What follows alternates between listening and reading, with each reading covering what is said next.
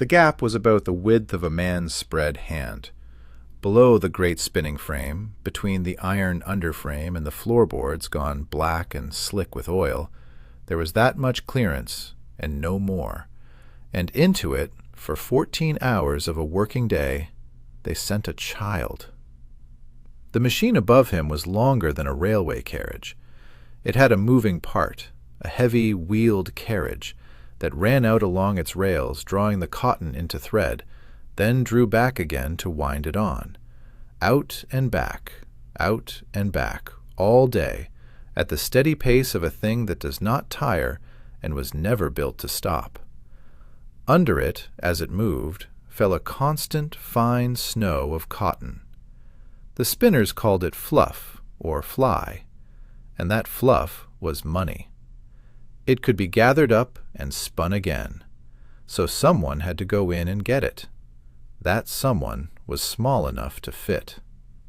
He went in on his hands and knees while the carriage was running out away from him, swept the loose cotton toward himself with a short brush or with his bare fingers, and got himself flat and still and out again before the carriage came rolling home. He learned the rhythm of it in his body, the way you learn the stairs of your own house in the dark. He learned how many seconds he had. He learned that the seconds did not lengthen for him if he was tired or cold, or had cut his hand the day before, or had not slept, because the carriage answered to the engine, and the engine answered to no one in that room. We know that children did this. We are not guessing, and we are not being told it by people who wanted to frighten us. We know it because men who had done it as boys sat in front of a committee of Parliament and described it under oath. We know it because the masters themselves, defending the practice, described it in much the same words. And we know it because the bodies turned up afterward, in a surgeon's notes, in the coroner's column of a local paper, in a burial register where a name appears far too early. The job was common enough to have a name. The child who did it was called a scavenger. This is a film with almost no film in it, because the people in it lived beneath the notice of the camera, and very nearly beneath the notice of the clerk. What survives instead is the record, in fragments, and the record, read carefully and honestly, is enough to put us in that room. Some of what follows is documented down to the date. Some of it can only be reckoned by inference from the shape of the surrounding facts. And some of it, the boy's own name, his face, what passed through his mind as he lay flat under the iron, is simply gone, and I will not invent it to move you. The true part is more than enough. If a moment in this stays with you, say so in the comments when it comes, because those are the moments worth slowing down on, and they tend to be the ones the record itself lingers over. So begin with the room. A spinning room in a Lancashire or Yorkshire cotton mill in the 1830s was kept deliberately hot and damp, because dry thread snapped and wet thread held, and a snapped thread was lost time. The windows stayed shut. Where there was gaslight, it burned through a haze, because the air itself was full of the fly, the floating cotton that you breathed in with every breath, and that, year on year, would tighten a worker's chest into something that whistled and would not clear. The noise was past anything we have a comfortable word for. Hundreds of carriages running their rails, the shafting overhead, the engine below, all of it at once, hour after hour, so loud that the people who worked there learned to read each other's lips and to speak in a flat shout pitched under the machines. The smell was oil and hot metal and human bodies, and that sweetish, dusty note of raw cotton that got into the clothes and never quite left them. Into this, before the sun in winter and long after it had set, came the children. The day began at 5:30 or 6 in the morning and ran until 8 at night, with an hour stopped at noon to eat, and in a busy season, it ran later still. Set that against a small body. A child of 6 or 7 in that room was awake and on his feet, or under the machine, for as many hours as a grown man works in 2 of our days, 6 days a week, and then walked home in the dark to sleep and do it again. There was no part of his waking life that the room did not own. He had come there by one of 2 roads. Some of these children were the sons and daughters of the mill's own adult workers, brought in because the family could not eat on one wage, and sometimes brought in directly by a spinner, who in many mills hired and paid his own piecers and scavengers out of his own earnings, and naturally chose his own kin to do it. Others, the loneliest of them, were parish apprentices. These were the orphans and the children of paupers, handed over by a workhouse to a mill that agreed to feed and house and clothe them in exchange for their labor until they came of age. Bound to the mill, fed by the mill, owned, in all but the word, by the mill, they had no parent in the room to flinch when they were struck, and no home outside it to be sent back to. They slept in the mill's apprentice house, and woke to the mill's bell. Whatever road brought him, the youngest and smallest started at the bottom, and the bottom was the scavenger. From there, if he lived and grew, he might rise to piecer, the child who walked the length of the moving mule, catching the threads that broke and twisting their ends back together with a quick, practiced roll of the fingers. Fast, because a thread left broken was thread wasted, and the spinner was watching. And from piecer, years on, a man might at last become a spinner himself, tending the machine, taking the wage, hiring his own children to crawl beneath it. The scavenger's pay was the least in the room, a small fraction of the spinners, the lowest rung of a ladder most of them climbed with missing pieces of themselves. And over all of it stood the overlooker with a leather strap. A child who has been awake and working for 12 hours will begin to fall asleep on his feet, and a child asleep is a child not working, and, under a machine, a child about to be hurt. The remedy was the strap. The men who had been those children remembered it precisely. Asked by the committee how the young ones were kept to their work, they answered plainly that they were strapped, struck across the body with leather to bring them back awake, and that this was not rare cruelty, but the ordinary management of the room. One witness, asked what the strap was made of, answered in 2 words: leather, as though it were the most natural question in the world to have a ready answer for. Here is the question a modern person asks at once, and it is the right question. Why was the machine not simply stopped while the child cleaned beneath it?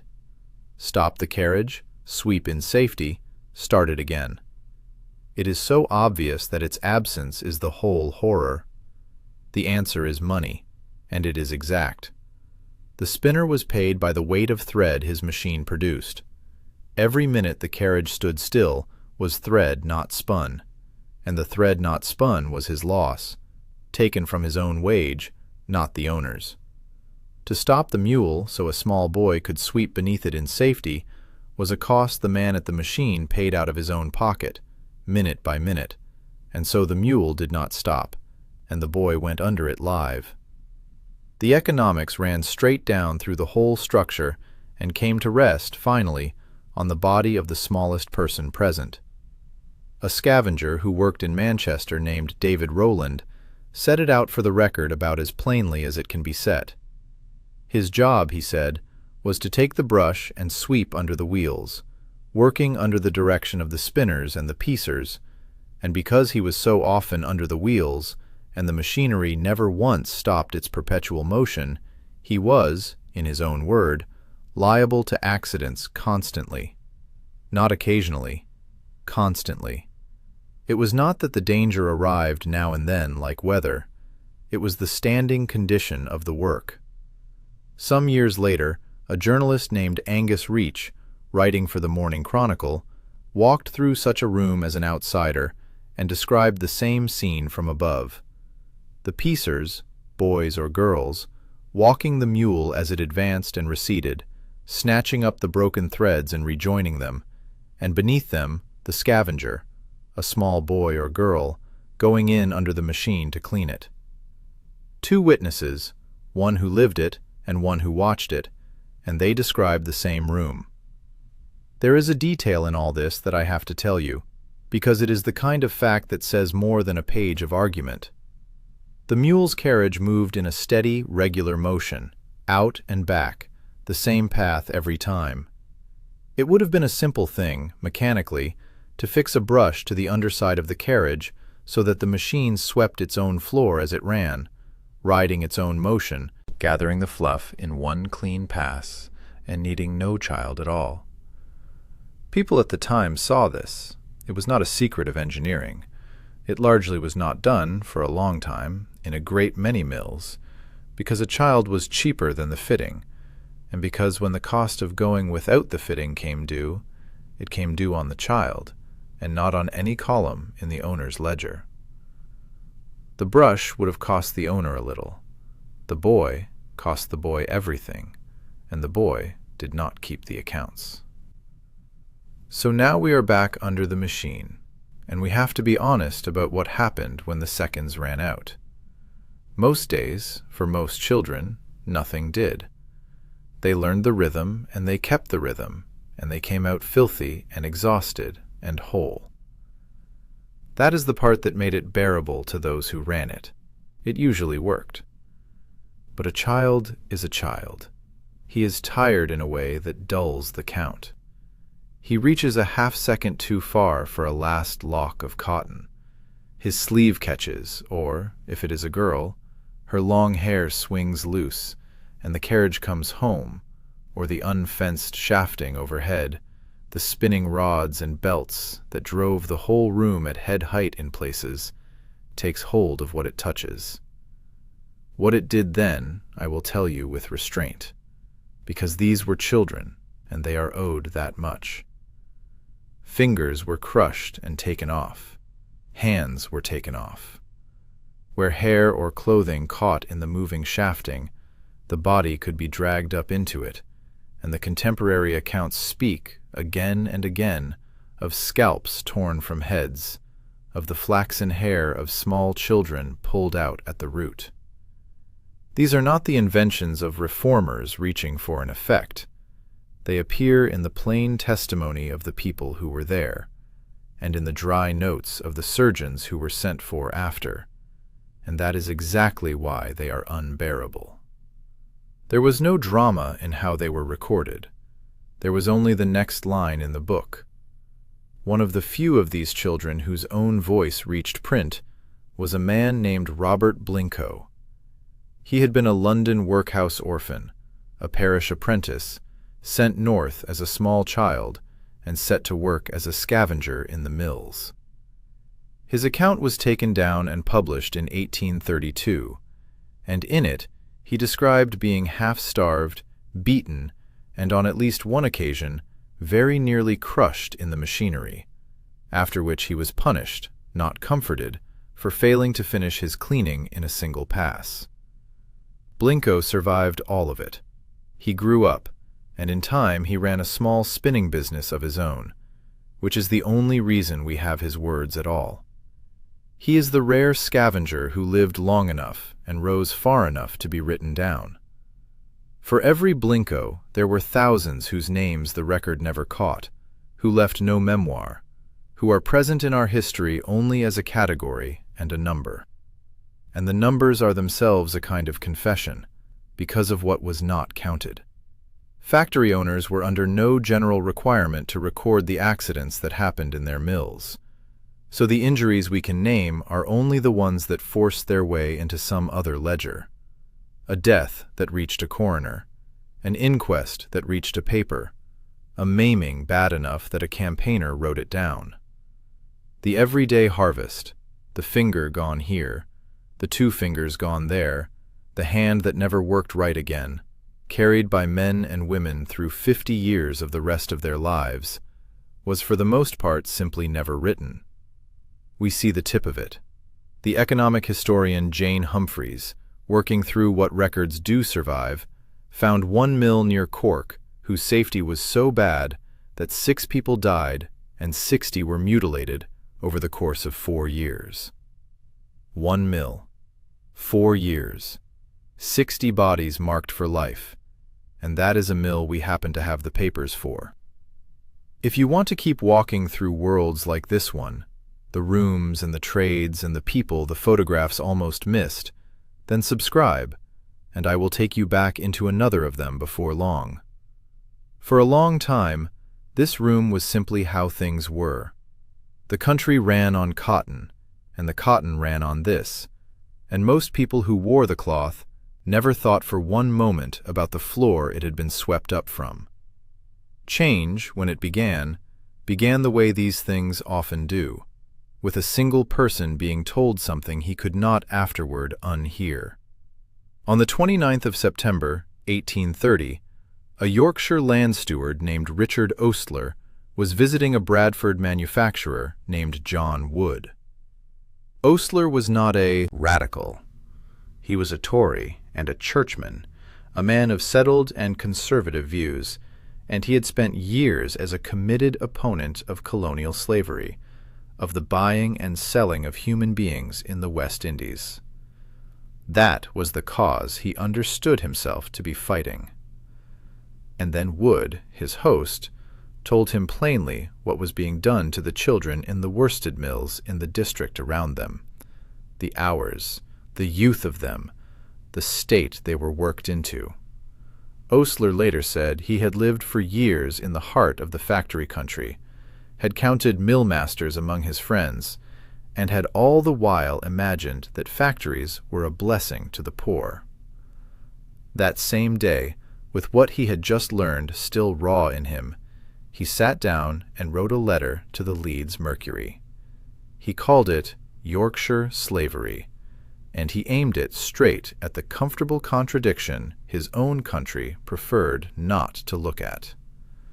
He pointed out that Britain congratulated itself, loudly and sincerely, on the principle that a slave could not exist on her soil, that she was even then spending her conscience and her money to free the enslaved in her colonies abroad, while at home, in her own mills, in her own free counties, she was working her own children from before dawn until night, beating them awake and crippling them at the machines.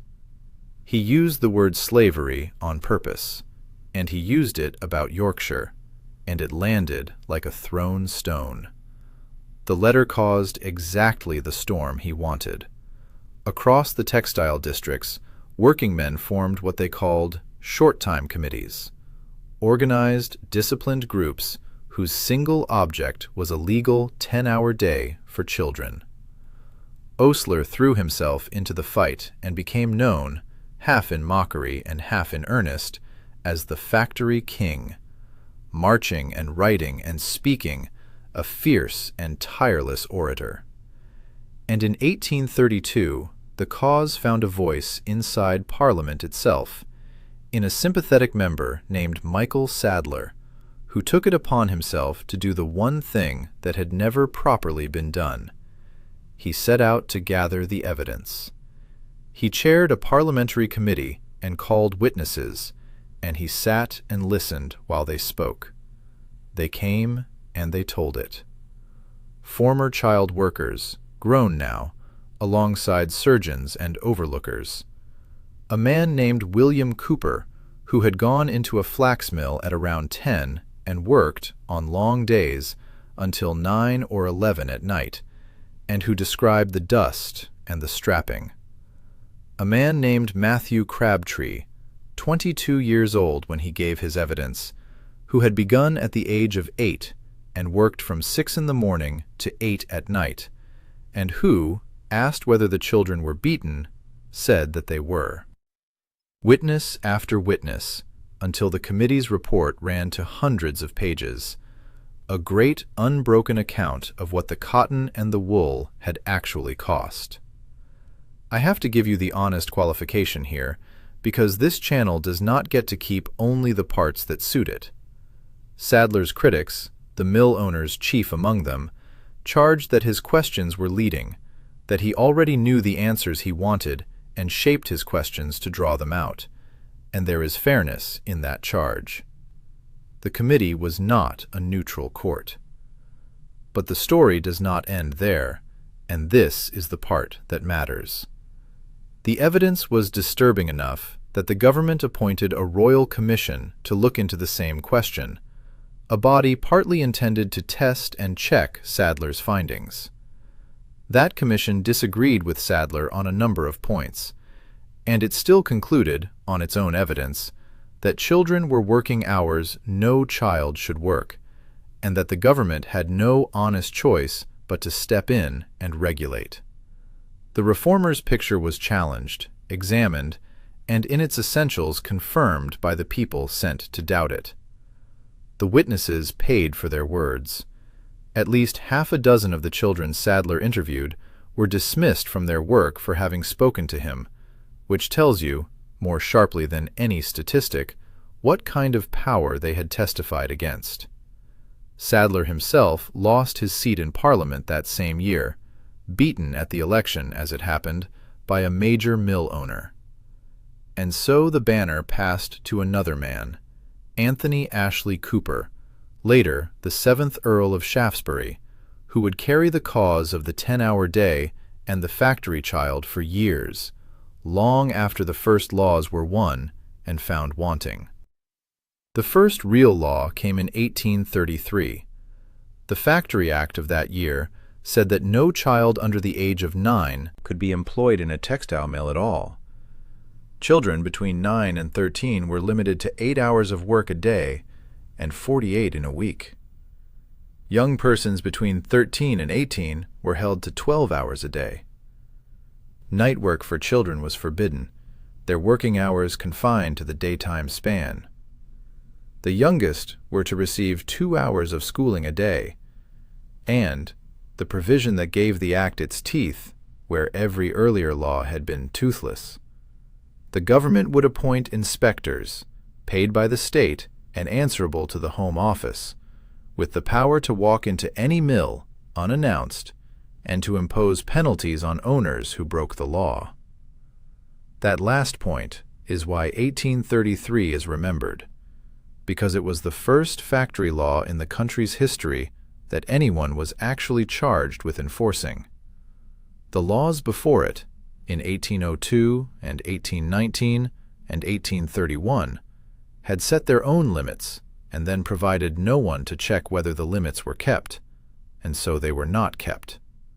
They were words on paper that the room ignored. The Act of 1833 created the Watcher, but it disappointed the people who had fought for it, and they were right to be disappointed. The number of inspectors appointed to begin with was 4. 4 men, for something on the order of 4,000 mills across the whole of the textile country. The arithmetic was hopeless, and the owners knew it. They falsified the ages of the children they employed. They moved young workers from building to building ahead of a rumored visit. They gambled, correctly in almost every month, that no inspector would ever reach their particular mill. The schooling requirement, for the most part, quietly failed. The 10-hour day that the short-time committees had actually marched for did not arrive in law until 1847, and the proper guarding of dangerous machinery, the fencing that might have closed the gap under the mule for good, came in slowly, through the acts of the 1840s and the decades after. Which means the gap stayed open. We know it stayed open because of a record from the 6th of March, 1865, more than 30 years after the first inspector was ever appointed. It notes a boy of about 13, named Joseph Foden, who was sweeping under a mule when his head was caught between the roller beam and the carriage as the carriage came up, and was crushed, and who died at once. 1865. A full generation after the law that was supposed to have ended this. The scavenger's job did not stop because a bill was passed. It stopped slowly over decades, as the machines were finally guarded, as the legal age was pushed up notch by notch, and as the whole idea of what a childhood was for, and what a country was allowed to do with its children, changed under everyone's feet. So come back, at the end, to the boy in the gap, the one we started with. The record does not give us his name. It does not give us his face, or his voice, or one single thing he ever said. It gives us the gap, and the brush, and the count of seconds he kept in his body. It gives us the strap, and the fly in the air, and the hours from dark to dark. It gives us the missing fingers that men carried into old age, and the burial register entries that come too soon, and the one mill near Cork with its 6 dead and its 60 maimed in 4 years. And it gives us the other thing, too, the thing that is also true, that eventually men and women looked at this and could not unsee it, and stood up and said it had to stop, and were partly heeded and partly ignored, and were, in the end, both right and too late. The distance to him feels enormous. It is not. A child who lay under that iron at 7 years old in 1833 could have lived into the new century, could have held a grandchild on his knee, could have read in a newspaper about the first machines that flew. He was not in some other sealed-off world. He was a few rooms back from our own, close enough to touch. And the cotton he saved, swept up in the dark from the floor under a machine that would not pause for him, some of it surely went on to become the clean shirt on somebody's comfortable back. That person wore it and never knew the price, and was never meant to. We can know it now. That is the one thing, across all that distance, we are still able to give him.